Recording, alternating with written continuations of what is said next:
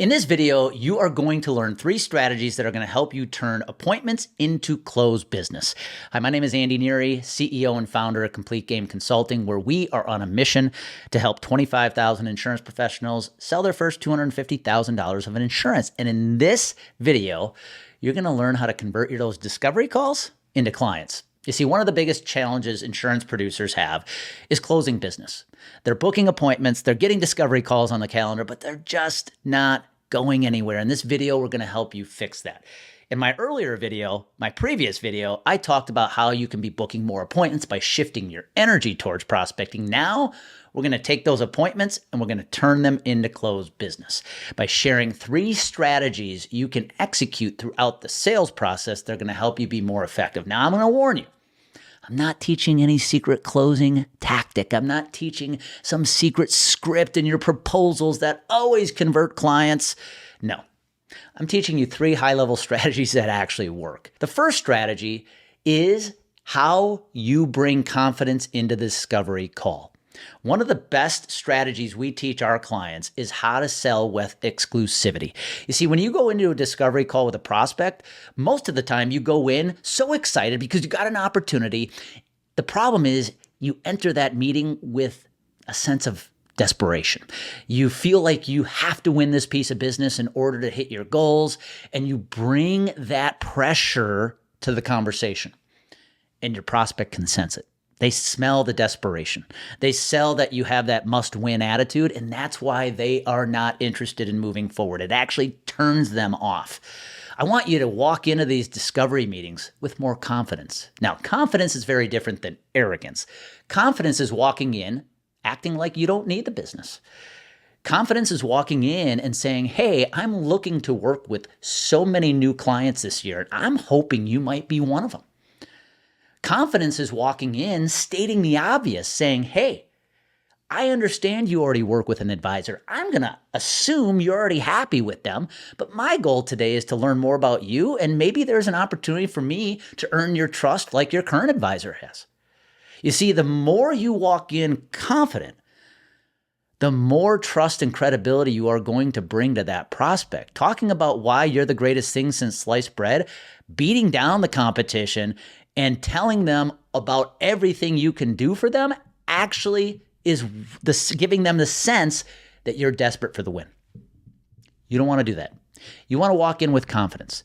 We call it selling with exclusivity. You can't help everybody, nor do you want to help everybody.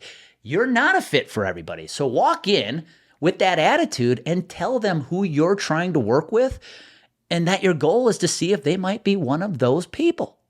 It gives off a whole different energy to the prospect, and it's an energy that keeps the prospect engaged. Strategy number 2, are you spending enough time uncovering their pain? This is one of the main reasons producers don't turn a discovery call into a second meeting. It was my biggest challenge when I was an advisor early in my career. I'd walk into the discovery call, I'd say all the right things, I'd talk about these amazing strategies they have never heard. The problem was I never spent time uncovering their actual pain. And if you do not uncover pain, they're not going to walk away from that discovery meeting with a desire to continue the conversation. They may even love what you have to say, but you have to remember prospects make decisions. Prospects keep moving because they want to move away from a pain. They want to move away from a pain even more than they want to achieve a gain.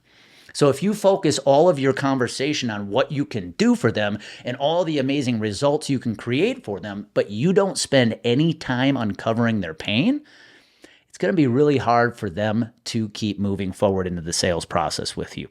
You have to focus on their pain points. Now, in the world of insurance, sometimes the prospect doesn't even know what their pain points are because they have just come to accept the poor results as it is what it is. So you have to do a very good job at sticking to the pain. And when you find that pain point, I want you to keep digging.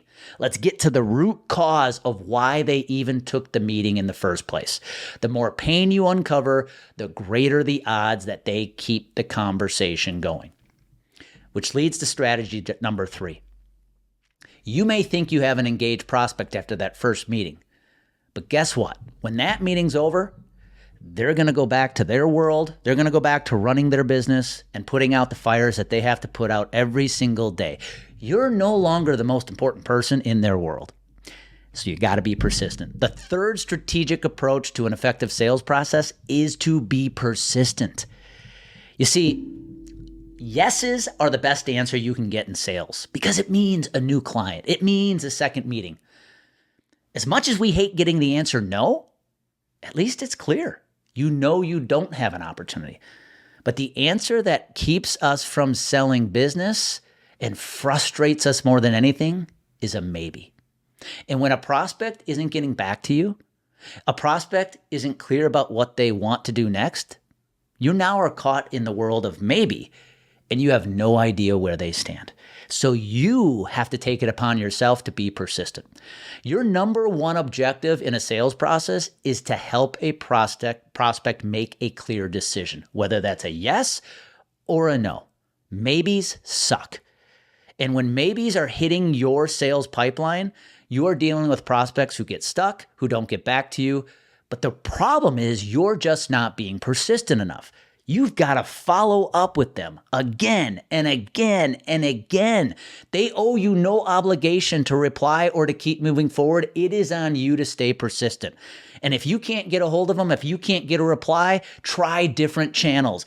Email them, DM them on LinkedIn, call them, text them, do whatever it takes to get their attention. And if they tell you to go away because you're being too persistent, they were never buying from you in the first place. But your job is to help prospects make a clear decision, even when it's a no. You have to be persistent to get them to the finish line. So those are my 3 tactics for you. I apologize. There's no secret sauce here. There's no silver bullet. It's just tactics that work. Walk into the discovery meeting with more confidence, sell with exclusivity, state the obvious, tell them who you're looking for, tell them you hope to earn their business. Number 2, you gotta find their pain points and then just sit and dig until you get the root cause of their pain. And then the third strategy to turn more appointments into clients is you gotta be persistent. You have to keep following up.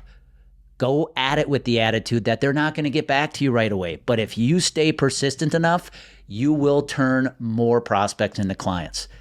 When you're persistent, they actually thank you for staying persistent because that's what builds the trust in you because they know you want their business. So give it a try.